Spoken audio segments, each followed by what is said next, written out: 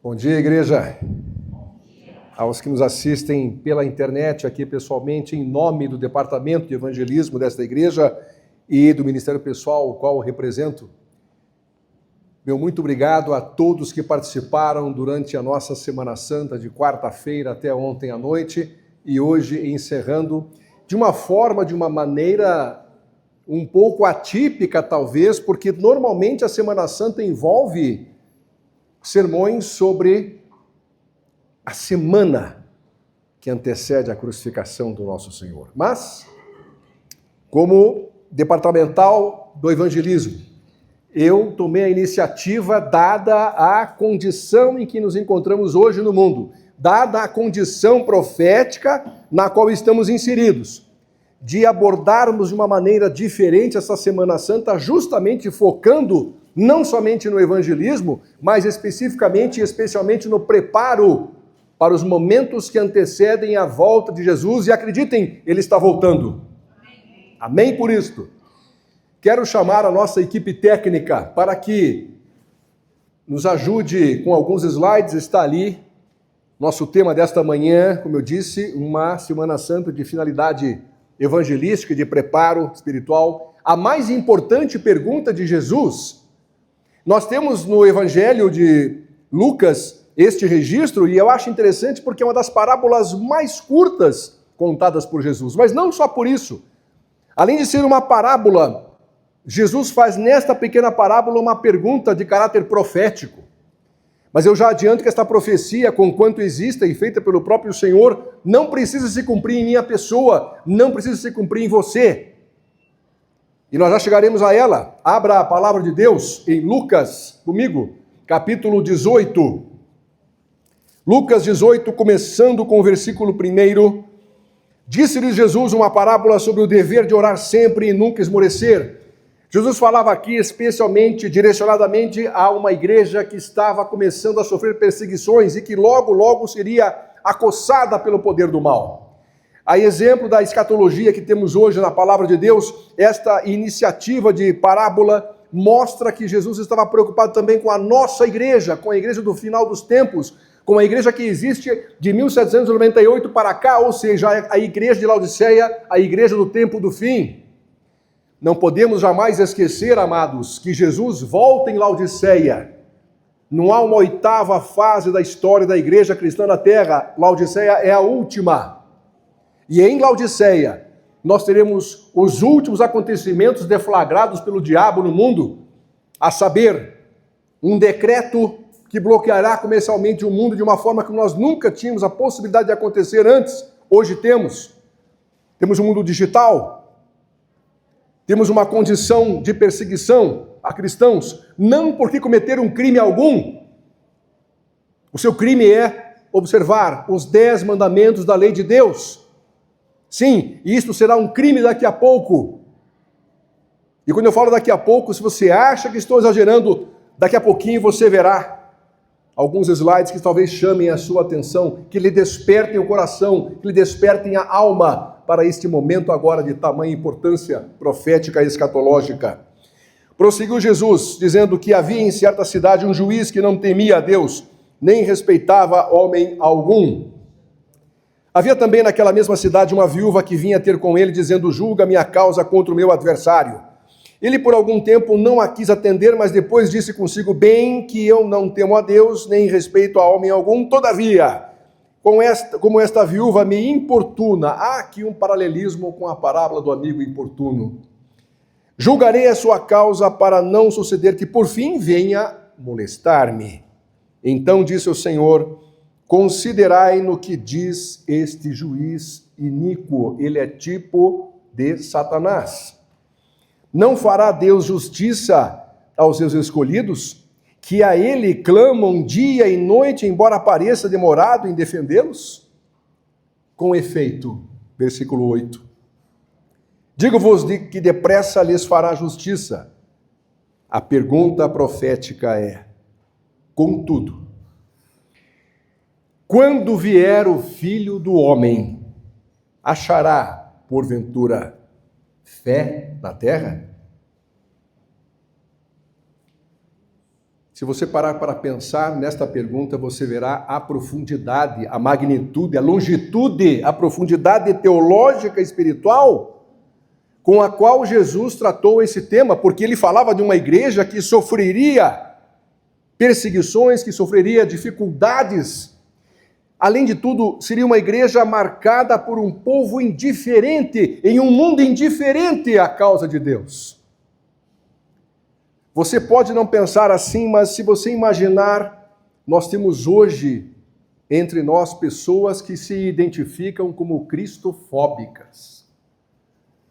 É triste, mas elas não querem saber de Jesus. Elas têm ojeriza a Jesus, elas não querem saber da palavra de Deus tampouco. Elas se identificam contra a vontade de Deus. Algumas identificam-se como inimigas de Deus. Isso estamos vendo hoje, amados.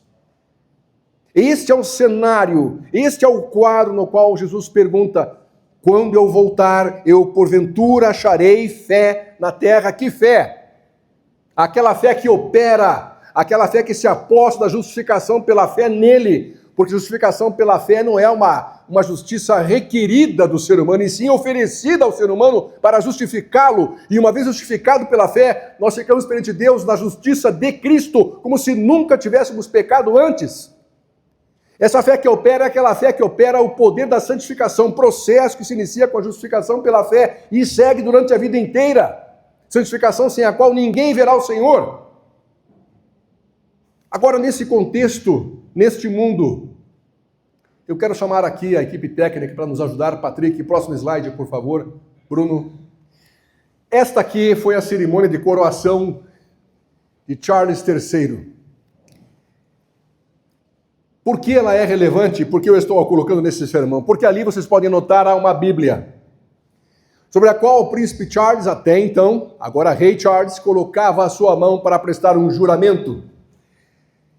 E neste contexto da coroação do príncipe Charles III, assim que lhe foi dada a Bíblia para que ele colocasse a mão sobre ela, o arcebispo de Canterbury proferiu a seguinte frase: Senhor, a fim de mantê-lo sempre consciente da lei e do evangelho de Deus, como regra para a vida e o governo de um reino cristão, receba este livro, o mais valioso tesouro que este mundo pode oferecer. Aqui há sabedoria.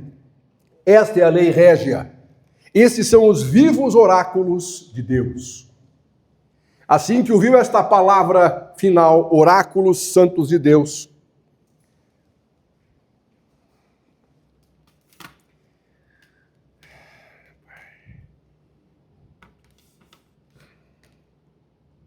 assim que viu essas palavras,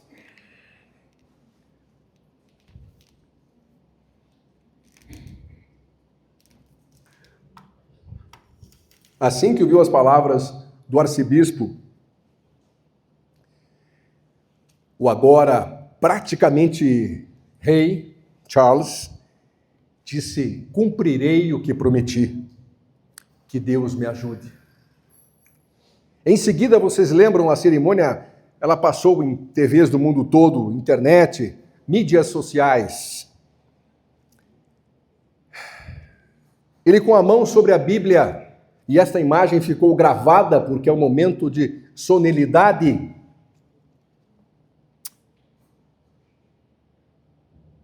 Ele prometeu 3 coisas. Para quem assistiu e lembra-se, ele prometeu honrar e ser fiel ao povo, honrar e ser fiel à justiça, solenemente, e honrar e ser fiel a Deus? Deveria. Mas o seu juramento disse: vou honrar e ser fiel à igreja. Qual igreja? A igreja anglicana. Após a unção feita pelo arcebispo, um manto erguido por 4 cavaleiros é colocado sobre o agora quase rei. E protegido da vista das pessoas, ele recebe do arcebispo de Canterbury um óleo que é passado nas suas mãos, no seu peito e em sua cabeça. E só a partir deste momento agora, ele pode ser vestido com aquele manto dourado. E uma vez vestido com o manto dourado, queridos, lhe são apresentadas as joias da coroa. Ele recebe um bracelete, recebe a espada, recebe um anel na mão direita e a partir de agora está apto para exercer as funções de soberano. Eu sempre recebi a pergunta das pessoas no sentido de dizer: existem outras cerimônias de reis no mundo? Claro que existem. Existe a cerimônia de coroação da Inglaterra, existe a cerimônia de coroação na Bélgica, na Holanda. Existe o juramento sobre a Bíblia também, quando se toma posse como presidente dos Estados Unidos. Ellen White fala que esses momentos, se solenes forem tomados como tais, são de fato um enlevo para o enaltecimento da palavra de Deus. Porém, o que eu quero chamar a atenção aqui é para a origem deste costume, dessa cerimônia. E ela está lá em Deuteronômio capítulo 17, os que têm a Bíblia acompanhem conosco, por gentileza, pela internet e aqui na igreja. Deuteronômio 17, versículos 18 e 19, reza assim a palavra de Deus. Também quando se assentar no trono do seu reino, escreverá para si um traslado desta lei num livro, do que está diante dos levitas sacerdotes, e terá consigo, e nele lerá todos os dias a sua vida, para que aprenda a temer ao Senhor seu Deus, a fim de guardar todas as suas palavras. O que mais me impressiona aqui, queridos, é que esta era uma cerimônia especificamente bíblica, para a posse, para a coroação de um rei. Mas se você me perguntar agora, a Inglaterra permanece um reino cristão? Eu não sei quantos aqui estiveram lá 10 anos atrás, talvez 15 anos atrás. Há alguém aqui que esteve lá? A irmã esteve lá há quanto tempo? 15 anos atrás. Será que nós podemos dizer, é bom pegar alguém que esteve lá recentemente, que é 10, 15 anos atrás, porque nós temos condição de ter um feedback fidedigno? A irmã pode dizer, com base no que viu lá, se a Inglaterra ainda permanece um reino cristão ou não? Não. Próximo slide, por favor, queridos. A irmã está certa. Este homem aqui é um arcebispo, talvez o mais famoso arcebispo da Inglaterra, amicíssimo da extinta rainha Elizabeth. Queridos, o que nos impressiona efetivamente é que, neste contexto da Inglaterra atual, que a nossa irmã acabou de mencionar, em que ela não via a Inglaterra como um país cristão, como um reino cristão, Rowan Williams é o nome deste homem que está ali, um arcebispo agora colocado em aposentadoria por causa da sua idade avançada, mas ele continua ativo nas mídias sociais. Rowan Williams declarou exatamente: a Inglaterra é agora um país pós-cristão. Não chega a ser um paradoxo? O rei é coroado com a mão sobre a Bíblia, promete obedecê-la, promete cumpri-la, mas, no entanto, a mais alta autoridade da igreja, a qual participa o rei, participa a realeza, participa a maioria, ou talvez não maioria mais, da população da Inglaterra, vem a público e diz que a Inglaterra, ou que o Reino Unido, que a Grã-Bretanha agora, é um país pós-cristão. Queridos, o que significa basicamente isto? Significa que no último censo feito na Inglaterra em 2015, censo religioso, menos da metade da população se identificou como cristã, 46,2%. Nem 50% da população se identificou como cristã, exatamente nos métodos colocados para perguntar diretamente: você acredita em Cristo ou não? É assim que é feita a pergunta. E na faixa etária que vai dos 16 aos 29 anos, apenas 22% dos entrevistados disseram que eram cristãos. 22%, isso em 2015. Agora, em 2025, eles repetiram a pesquisa e um ponto me chamou a atenção.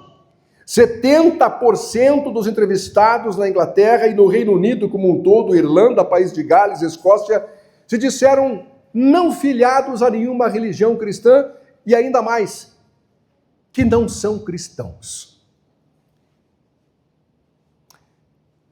Eu quero que nós olhemos bem esses detalhes, porque iremos caminhar agora em uma seara que demonstra exatamente o tempo profético que nós estamos vivendo. Próximo slide, por gentileza, Patrick. Aqui, ó. Justiça britânica declara que partes da Bíblia não são mais apropriadas. O que vocês acharam disso? Sabe por que isso aconteceu? Porque 2 pregadores de rua abriram a Bíblia em praças públicas e começaram a pregar a palavra de Deus. Começaram a pregar a palavra de Deus. Até que alguém, provavelmente cristofóbico, chamou a polícia e disse: esse homem está me ofendendo. Eu não creio nisto. Eu não creio nesse Deus. Eu não quero ouvir falar desse Deus. Parem esta pregação. E o resultado foi que o Estado, lembrem-se, queridos, como é que Satanás agirá para transformar este mundo em um mundo entre selados e marcados? Como é que ele age? Através dos poderes constituídos nos governos do mundo. Sim, ele sugere eleições, ele faz eleições. E desta maneira ele vai controlando o mundo, porque Jesus mesmo disse, ele é o príncipe deste mundo. Príncipe. E agora você olha para esta notícia e você fica imaginando o que mais falta para Jesus voltar. Meus amados, aqui neste ponto eu quero chamar a sua atenção como adventista do 7º dia. Você percebe o risco revelado de cassação da nossa liberdade religiosa? Percebe? Percebe a mão do Estado chegando e diz: opa, você não pode pregar esse negócio de sábado. Pare com isso. Pare com isso, moça.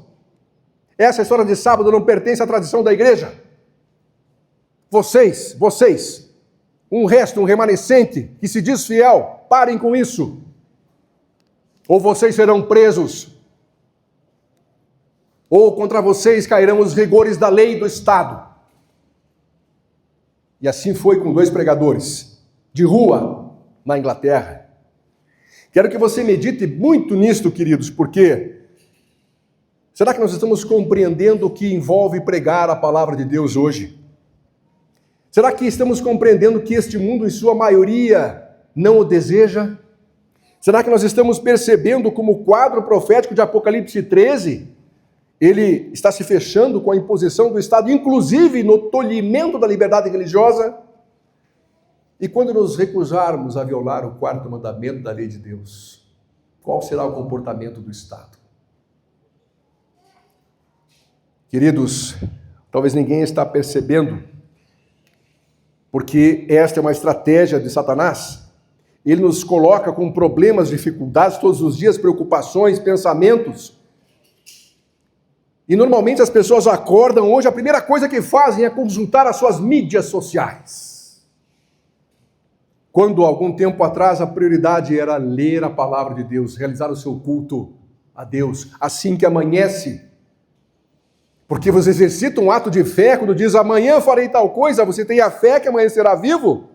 Mas não esqueça que a grande problemática do Evangelho para alguns é, nós esquecemos que temos uma escatologia pessoal. Nós não sabemos até quando existiremos, não conhecemos o dia de amanhã, literalmente não conhecemos o próximo minuto. Esta é a realidade. Por isso Jesus disse para estes que somos nós, que temos uma existência curta e especialmente uma existência incerta, eis que venho sem demora. Lembremos, queridos, o mais importante de tudo é nós notarmos que neste tempo que nós estamos vivendo, especificamente, no próximo slide você vai se perguntar se a situação é só na Inglaterra ou só no Reino Unido. Patrick, por gentileza, nosso próximo slide, por favor. A pergunta é, o que aconteceu com a igreja, não na Inglaterra, não no Reino Unido, mas na Europa? Por que digo isto? Porque igrejas cristãs estão fechando pela ausência de membros. E igrejas cristãs estão se transformando até em bares por ausência de membros, por apostasia de líderes, de arcebispos. E isto é um sinal para que nós vejamos a parábola de Jesus em Lucas 18. Há um juiz iníquo julgando este mundo de acordo com a sua vontade, com o seu alvedrio. Ele odeia Deus e odeia nós que somos criaturas de Deus. Não se iluda com esse querubim caído. Ele quer o seu fim. Mas agora você pergunta, A Europa, então, pode se chamar de um continente hoje pós-cristão? O fenômeno da apostasia, queridos, e do denominado cristianismo pós-moderno, a última arma de Satanás dentro das igrejas. Infelizmente tomou conta da Europa e do restante do mundo também. Como a Europa, você olha o continente que foi palco da reforma protestante. Inglaterra de John Wycliffe, Alemanha de Lutero, Itália de Savonarola. Veja os grandes líderes da reforma protestante. Parem com essa história de transição humana, parem com isso, a Bíblia fala diferente. Parem com indulgências, parem com penitências, parem com autoridade papal, isso não existe na Bíblia. Quando isto começa, quando isso se inicia, a luz resplandece sobre a Europa, e a Europa passa a ser um continente que emite luz para o mundo, porque ali acontecerá a reforma protestante. Porque ali Lutero, especialmente, colocara sola fide, sola gratia, sola escritura. E o mundo mudou a partir disto. Só que todo movimento suscitado por Deus recebe um contramovimento suscitado por Satanás. E a igreja, alvo da reforma, começa a instituir nos próximos anos um movimento chamado contra-reforma. E os jesuítas são convocados como que numa cruzada para combater o protestantismo e levantar novamente o catolicismo. Neste contexto, exatamente neste contexto, amados, o interesse era neutralizar as 95 teses pregadas em Wittenberg por Martinho Lutero. E essencialmente também, por volta dos séculos 18 e 19, nós sentimos os efeitos máximos da Contra-Reforma. Por que digo isto? Porque começa a trabalhar Satanás agora, baseado na Contra-Reforma, em um movimento de relativização da palavra de Deus. Vocês viram agora há pouco. A Inglaterra é um país pós-cristão, na opinião da maior autoridade, da maior igreja da Inglaterra. Satanás começa a trabalhar a relativização da Bíblia dizendo: a Bíblia pertence a uma cultura específica. Ela pertence a um povo específico. Essa cultura não existe mais, esses costumes não existem mais, não se aplicam mais ao mundo moderno. E passou-se a tirar da Bíblia a autoridade inspirada e revelada. Em lugar da autoridade inspirada e revelada por Deus, entra agora os parâmetros novos da razão humana. Então agora a palavra de Deus tem que ser entendida racionalmente. Se não couber na razão humana, não vale. E a relativização dos mandamentos de Deus entra nesse mesmo caminho. Por isso nós temos mais um paradoxo no mundo hoje. Quando você pergunta para um religioso de outra denominação, você mata? Não, é claro que não. Por que você não mata? Porque a lei diz não matarás. Você adultera? Não, óbvio que não. Por que não adultera? Porque a lei diz não adulterarás. Você mente? Não, em absoluto eu não minto. Por que não mente? Porque a Bíblia fala, na lei de Deus, não dirás falso testemunho contra o teu próximo. Perceberam uma coisa? Guarda-se a memória de 9 mandamentos, menos aquele que estabelece Deus como Criador. Se você guarda 9 mandamentos, por que não guarda o 10º? Ou, melhor dizendo, por que não guarda o 4º mandamento? Porque a Bíblia fala em Tiago que aquele que tropeça em um mandamento se torna culpado de quantos? De todos. Mas aqui fica muito claro o ódio de Satanás ao mandamento do sábado, que estabelece Deus como Criador, mantenedor. E por aí vem o cristianismo pós-moderno crescendo, não só na relativização da Bíblia, mas com uma arma muito mais perigosa hoje, que nós iremos falar agora. Eu acho que você já viu isso na sua igreja, eu também já vi na minha igreja. Nós temos que ter muito cuidado com isto. A autoridade da Bíblia foi transformada em razão humana. como se houvesse a possibilidade de termos um evangelho humanista, como se fosse possível o raciocínio secular explicar o sobrenatural dado por Deus. Há 3 séculos, queridos, a relativização da palavra de Deus, da sua autoridade, passou também, lógico, pelas suas profecias. E quando você chegava a Apocalipse 13, se dizia todo tipo de alegoria e de fábula, mas não se explicava quem era a primeira besta, quem era a segunda besta. Porque racionalmente não é possível que tenha acontecido as 10 pragas. Racionalmente não é possível termos um dilúvio. Racionalmente. Vinde e arrazoemos, diz o Senhor. Vinde e raciocinemos. Deus convida a você exercitar a sua racionalidade, sim, porque a fé não é contra a razão, a fé é um prolongamento da razão. Para aqueles que o temem, para os que são verdadeiramente sábios. Mas eu falava da grande arma de Satanás hoje dentro das igrejas, e a nossa não escapou, infelizmente, dela. Existe hoje sendo pregado entre nós, prestem bem atenção nisso. É quase um novo evangelho, mas ele é sucintamente sorrateiro. Criou-se agora o princípio cristológico da leitura e da interpretação da palavra de Deus. Em um breve e apertada síntese, precisamos ler e interpretar a Bíblia com os olhos de Cristo. Até aí tudo bem? Eles explicam, nós devemos ler e devemos interpretar a Bíblia, interpretar as Escrituras pela lente de Jesus. O que Jesus disse tem validade. O que Jesus não disse não tem validade.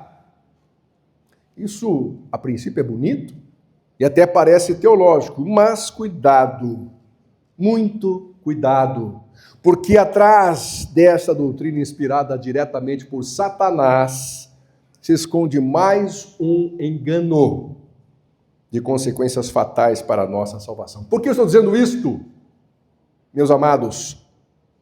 Porque os adeptos do cristianismo pós-moderno, na prática, estão dizendo basicamente o seguinte: não importa mais o que escreveram os profetas, não importa mais o que disse Isaías, Jeremias, Ezequiel, Daniel, não importa mais. Tudo aquilo que Jesus não disse, ele permitiu. Tudo aquilo que Jesus não disse, ele não proibiu. Está permitido. E aí vem o discurso. Percebem que Jesus nunca disse nada contra a ideologia de gênero? Pare e pergunte, é necessário? Mas eles vão adiante. Eles dizem assim, Jesus nunca mandou continuar guardando o sábado. Que dia ele guardou mesmo? Percebem? É sutil. É sorrateiro. É satânico. Parece uma verdade, mas não é. É mentira. Igreja, eu preciso dizer, Jesus se pronunciou contra este pensamento do tempo do fim, lá em Lucas 24. Se você tem a Bíblia em casa, é aqui conosco, vamos lá. Vamos ouvir as palavras de Jesus no tocante a este quadro profetizado em Lucas 18. Lucas capítulo 24, versículos 25 a 27. Perceba o que disse aqui Jesus. Então lhes disse Jesus, ó nécios e tardos de coração. Essa palavra nécios no original grego significa tolos, destituídos de razão, não entendedores, vamos colocar assim. Tardos de coração para crer tudo, ou seja, crer na Escritura. Toda a Escritura é inspirada por Deus. Para crer tudo o que os profetas disseram. Veja, Jesus está colocando aqui maravilhosamente a vigência ou imperatividade da Tanakh. Lei, profetas e salmos. Foi assim que Jesus citou as Escrituras Sagradas em todo o seu ministério. Ele se remetia aos escritos, está escrito. Era assim que ele pregava, era assim que ele vivia, era assim que ele se comportava. E quando ele fala que começando por Moisés, ele diz assim: porventura não convinha que o Cristo padecesse e entrasse na sua glória, e começando por Moisés, discorrendo por todos os profetas, expunha-lhes o que a seu respeito constava em todas as Escrituras. Significa que todo o Antigo Testamento ou o Primeiro Testamento apontava e aponta até hoje para a sua obra messiânica já cumprida em nosso favor. Por esta razão também, se você virar um pouco as páginas da sua Bíblia, em João 5,47, há mais uma importante declaração de Jesus. João 5,47, veja o que Jesus diz aqui. Se porém não credes nos seus escritos, como crereis nas minhas palavras? Era um apelo dramático de Jesus. Como quem dissesse: acordem, olhem o que está acontecendo, olhem o tempo que vocês estão vivendo, olhem ao seu redor.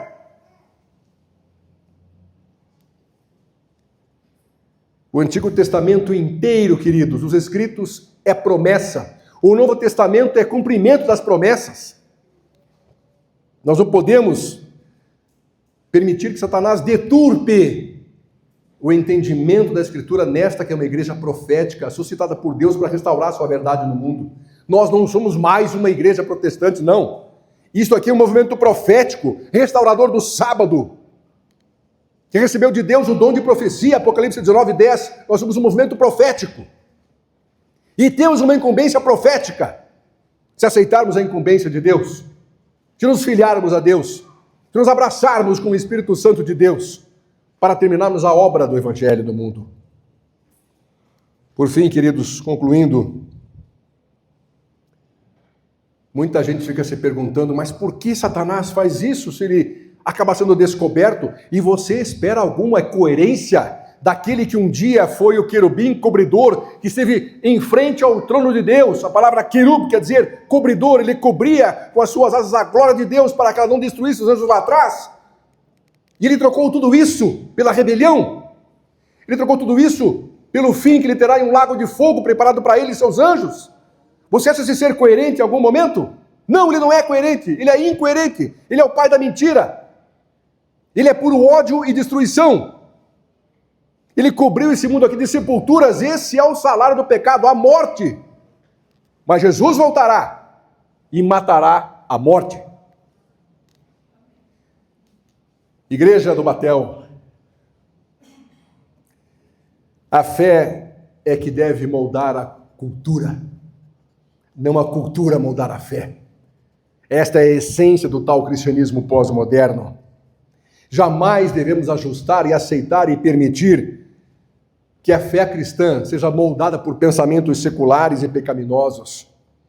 Quando a fé é moldada, alterada pela cultura vigente, então o plano de Satanás se completa, porque a fé perde a sua relevância no mundo, porque a pregação da palavra perde a sua relevância no mundo, porque a igreja perde a sua relevância no mundo. A mensagem de Cristo está neutralizada. Esse é o plano do querubim caído. Só que Deus é mais forte do que isto. Deus é mais poderoso do que ele. E finalmente, queridos, compete-nos concluir dizendo: Deus não nos chamou neste movimento profético para sermos politicamente corretos. Não. Satanás tem várias maneiras de desviar a atenção do Evangelho. Tem praticamente aí uma Virgem Maria sueca, do clima, do meio ambiente. Hoje em dia qualquer coisa vira uma religião. Defesa da ecologia, como se esse mundo não tivesse uma data de validade preparada por Deus para terminar, para ser reciclado com fogo, dessa vez não com água. E aí estão os alarmistas do aquecimento global, mentira, falácia, de uma ideologia marxista, que só persiste no mundo com a imposição tirânica de uma ditadura. Deus não ama ditaduras. Deus ama a liberdade. A liberdade de escolha. Por isso ele dotou eu e você de livre arbítrio. Escolha amar a Deus. Escolha seguir a Deus. Escolha a mensagem de Deus para a sua vida. Porque nós saímos desse momento do pó da terra para a eternidade em Cristo Jesus. É esse o plano de Deus. Não somos chamados, portanto, para sermos politicamente corretos, somos chamados para sermos algo que está talvez faltando hoje em nosso meio. Apocalipse 2:10, último livro da Bíblia. Estamos concluindo. Apocalipse 2:10. Aqui está a palavra de Deus nos revelando o que Deus espera de nós, de mim e de você. Apocalipse 2:10 revela o seguinte: não temas as coisas que tens de sofrer. Eis que o diabo está para lançar em prisão alguns de vós, para serem postos à prova, e tereis tribulação de 10 dias. Como acaba o versículo? Sê fiel. Deus não nos pede para sermos politicamente corretos. Nossa mensagem não é popular. Nossa mensagem é desagradável para muitos, mas ela tem que ser pregada. Deus não nos quer politicamente corretos, Deus nos quer fiéis. E fiéis até a... Esta morte pode não ser necessariamente uma morte física, mas pode ser a morte mais importante para a sua salvação, a morte do próprio eu.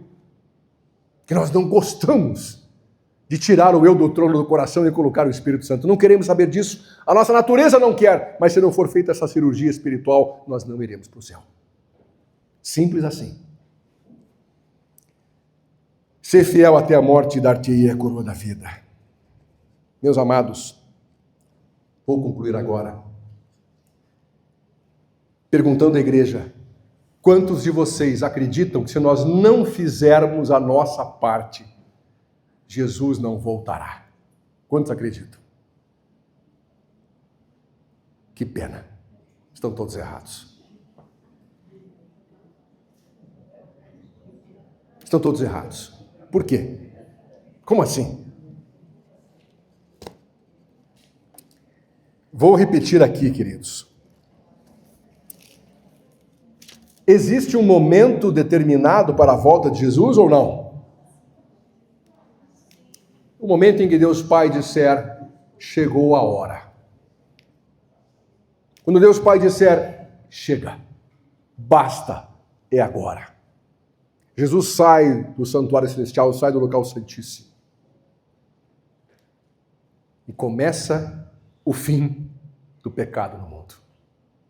Mas escute bem, eu fui criado ouvindo que se eu não fizesse a minha parte, se eu não pregasse a palavra de Deus, Jesus não voltaria.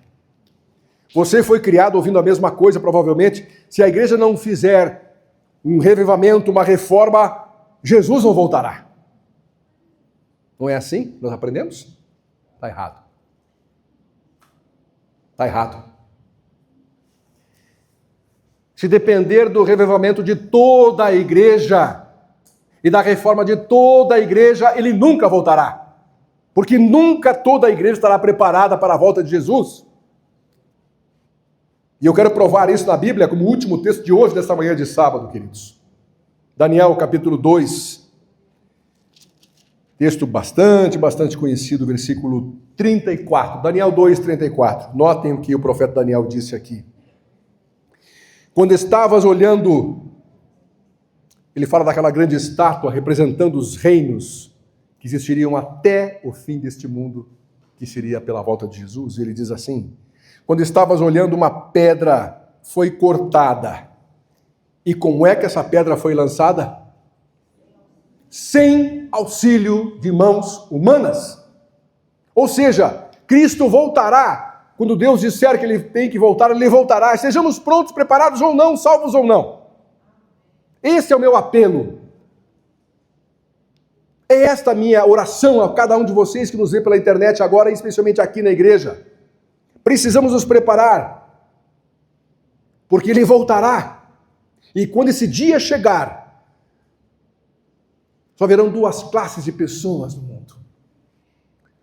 Aquela que estará à sua direita, e ele dirá, com um sorriso que só Jesus tem, com um olhar de amor que só Jesus tem: vinde, benditos de meu Pai, entrai na posse do reino que vos está preparado desde a fundação do mundo. Amém? Mas para a outra para o outro lado da esquerda, à sua esquerda, ele dirá: apartai-vos de mim, malditos, nunca vos conheci. Quarteto, por favor. Teremos uma mensagem de apelo final. Não pedirei que você venha à frente, mas pedirei que você recline a sua cabeça, medite nas palavras deste hino, refaça o seu concerto com Jesus, apegue-se ao Espírito Santo. Nossa vida, como eu disse, é curta e é incerta. Nós não sabemos quanto tempo teremos aqui. Enquanto aqui estivermos, permaneçamos salvos em Cristo Jesus.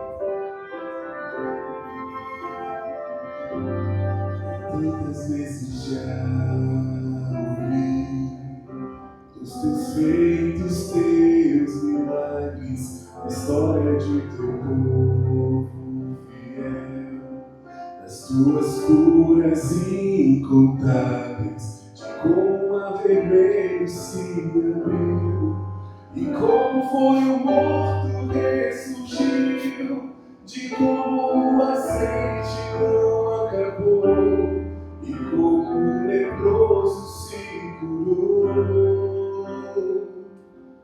Consigo até Israel lá no deserto, tudo protegido, o sol, o aquecendo a noite. Fico extasiado a ouvir, e até me emociono em pensar, mas não te peço agora, meu Pai, vem a minha vida transformar. Tu és o Senhor da vida, que tudo, as sombras obedecem teu mandar. Tu és o poderoso, o grandioso, os ventos obedecem sem hesitar. Queria muito te pedir, minha vida tua, nesse momento, vem, Senhor, minha tempestade acalmar.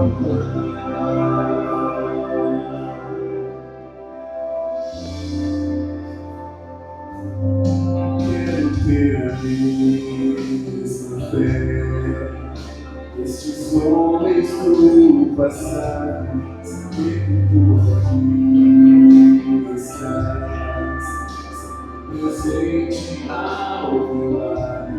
Preciso te enxergar em meio à dor.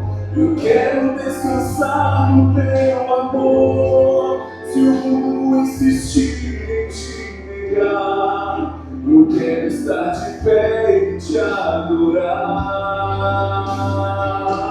Tu és o Senhor da vida, de tudo, as sombras obedecem teu mandar. Tu és o poderoso, grandioso, os ventos obedecem sem hesitar. Seria muito te pedir, minha vida tua, nesse momento, vem, Senhor, minha tempestade acalmar. Senhor da vida, meu bom Pai, Senhor de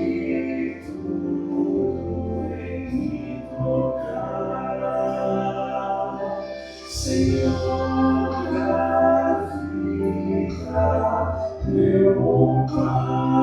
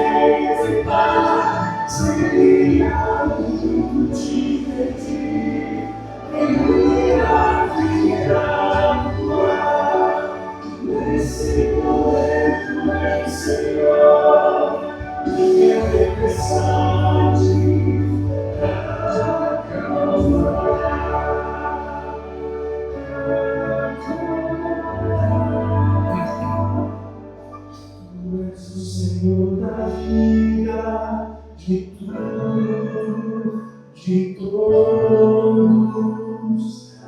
esse é meu Senhor.